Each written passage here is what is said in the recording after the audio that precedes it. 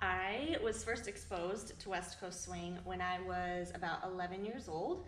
My mom was remarrying her second husband, and they met through West Coast swing and country two-step.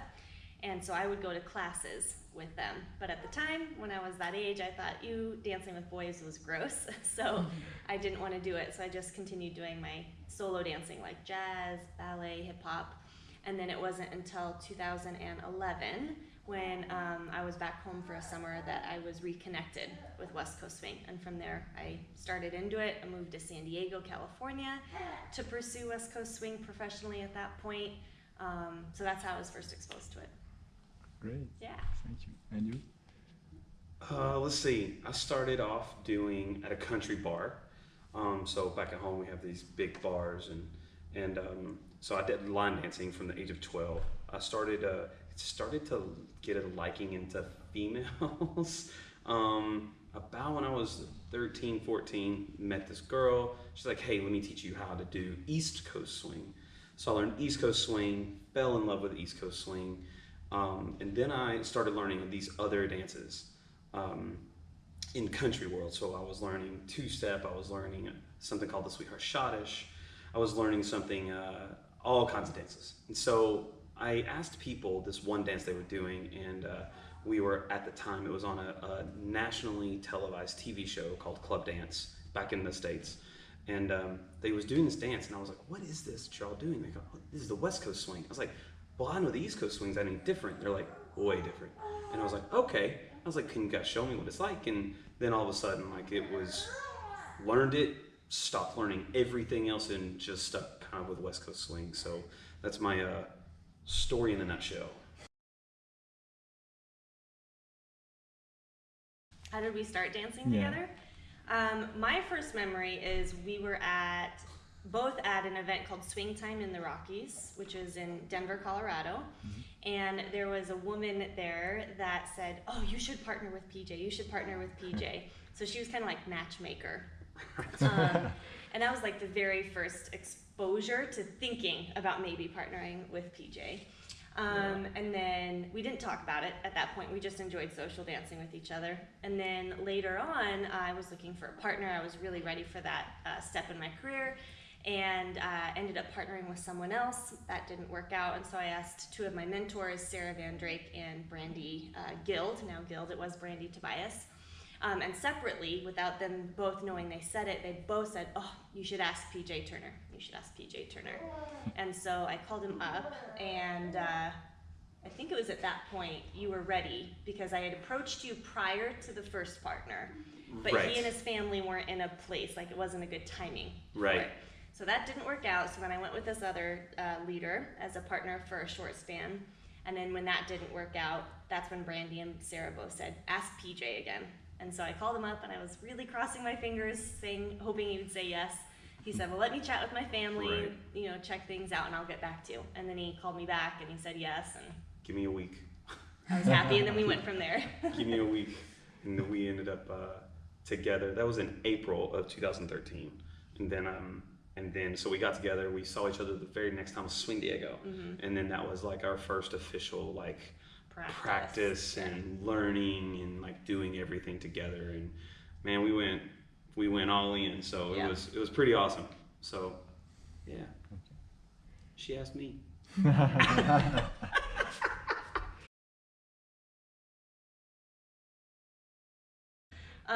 Well, so he lives in a state called Tennessee. I currently live in the state of California, so we were a long distance partnership. And so when we were doing routines together, we on our own at home would have to be practicing the routines and knowing the choreography. And then when we would get together is when we would run it and practice it together. So on our own, it was just a lot of solo stuff. But then when we got together, we work really well in like large chunks of time. Like we would get together for 8 or 9 hours. Sometimes I would go out there. Most of the time he'd come out to California, and we'd go rent floor space at a gym or another dance studio, and we'd go, work for, like I said, 8 hours or so until we just couldn't go anymore. Because we had such little time together. We had to make the most of that time together.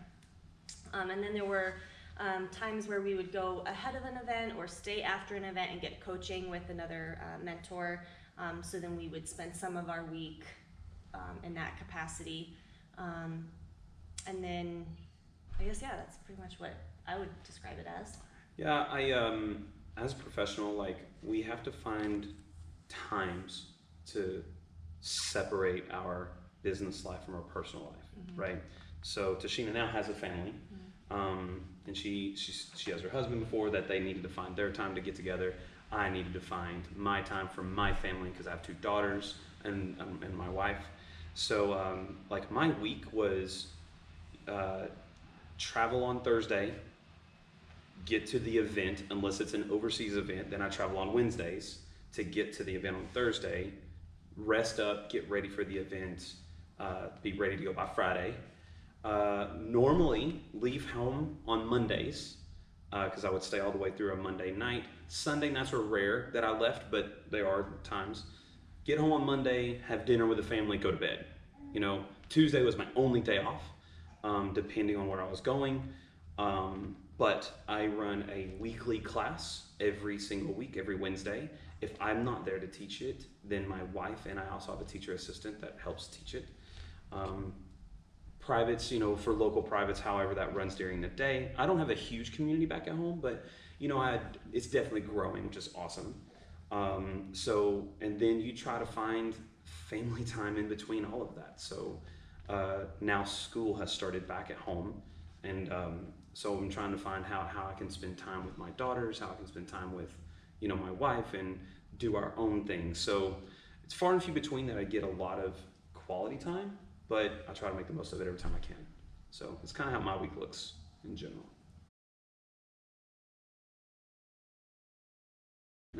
I would say don't feel overwhelmed that you have to do fancy stuff. It's really great just to see quality, timing, technique, teamwork, all the things that you would hear about the 3 T's, and just clean. Like, don't feel like you have to throw in the fancy stuff that you may see higher divisions doing. Don't feel like you need a lot of styling. For me, I just really want to see your demonstration that you know the foundation of the dance. So, you know, take a deep breath.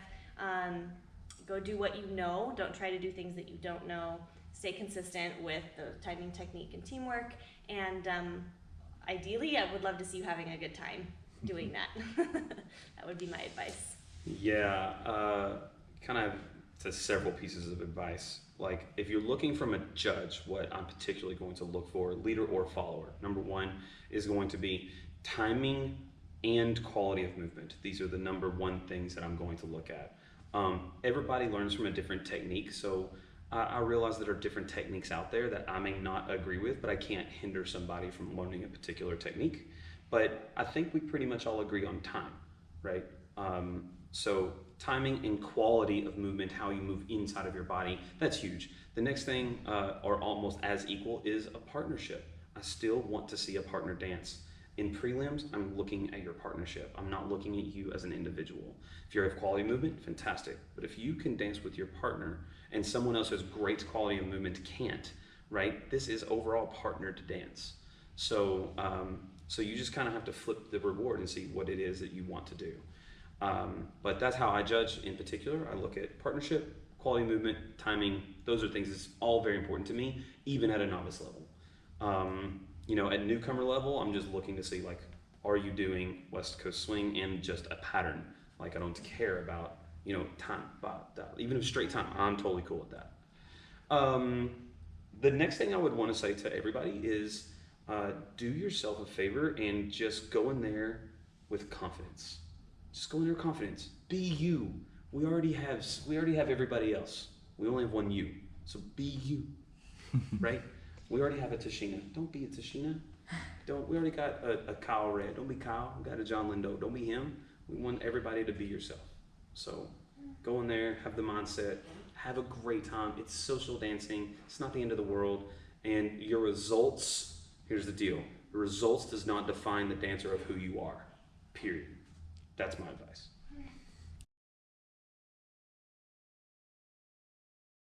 What The I like venue. about the German Open. The venue. Well, yeah, it's our My first year God, here. yes, my first year, our first year. Yeah, so it's our first day. We've taught now 3 classes. Yes.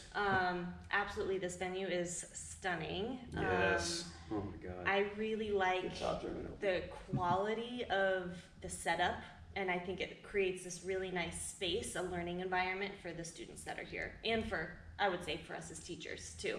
Like the sound systems are solid, you've got mirrors in the room, the floors are really nice, it's air conditioned, and it just provides a space where the student can really come and learn and Yes. be focused on that, because they're not distracted by poor sound quality. Or yes, it's warm in here because we've got lots of bodies, but again, I've been in way hotter rooms where there's no air conditioning. Yeah. That's distracting.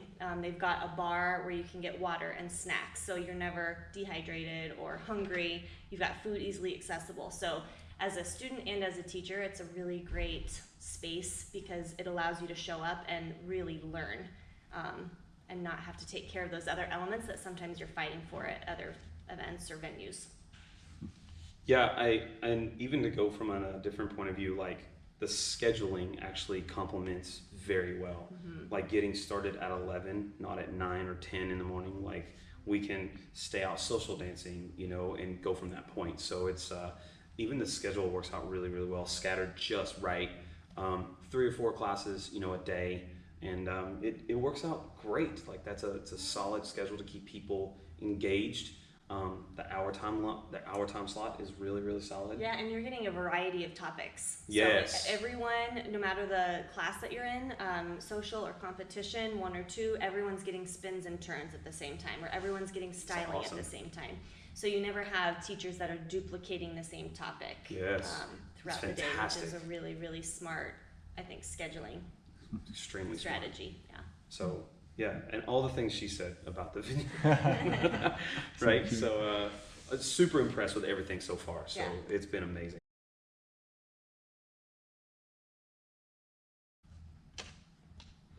So I'm singing to her kid in the car, and I'm getting laughs and giggles, baby, like just, you know, having a good time. And she sings, and he's like,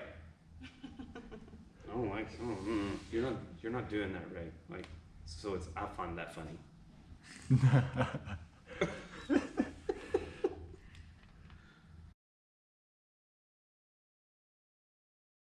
You're talking morning floor trials, PJ.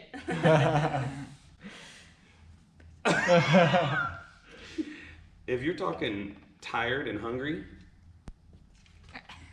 I'm still a punk.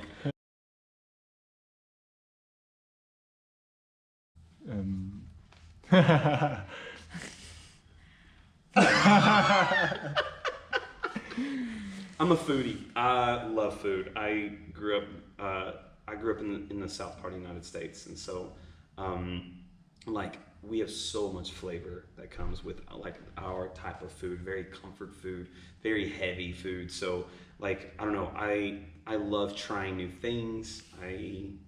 And she does too. For the most part, she does a lot more too as well. So yeah. Seems like every time we go out to eat, like in a different city though, I get the better meal. He ends up ordering the better meal for whatever reason. She's like, this sounds okay. And I was like, this sounds fantastic. And Well, so one thing that he does that I love whenever we go out to eat is he'll ask them what do they recommend, or he'll have maybe 2 options, like would you suggest this or this? Right. And then they'll give their opinion, the waiter will, and then he goes, just surprise me. Just surprise me. So I think that's probably why he ends up getting the better meals most of the time. So I'm like, if the server wants to represent themselves and represent their restaurant, if they have any pride in their restaurant, what they do, they're going to give you some good stuff. So I make them just make the decision so I don't have to, and it's normally really great.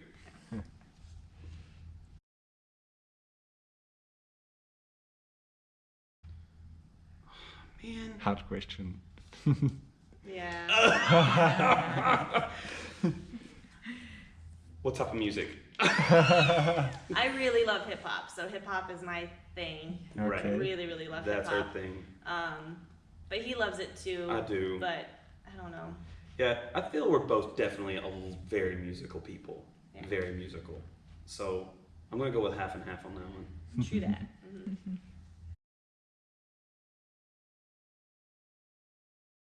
want to say in choreography. Yeah. Yeah. I was not a choreography guy. Well, our backgrounds are so different Yeah, because very he started dancing in a bar and I started dancing in a studio where all we did was routines. So I was really Trained groomed for that. And I was not. Whereas like when he was teaching in a bar, he was really groomed to provide some entertainment in the Yeah. in the classes. So true. So I mean, there's so many ways that our partnership balanced each other out. Like he's really taught me to lighten up and be more playful, you know, in teaching. I've helped him, I think, A lot. you know, be a little bit more structured in some areas. So That's very true. we both brought a lot of strengths to the partnership We that did. balanced each other out. So We're yin and yang when it yeah, comes we to a felt- partnership. helped each other out. In a lot of Definitely. ways.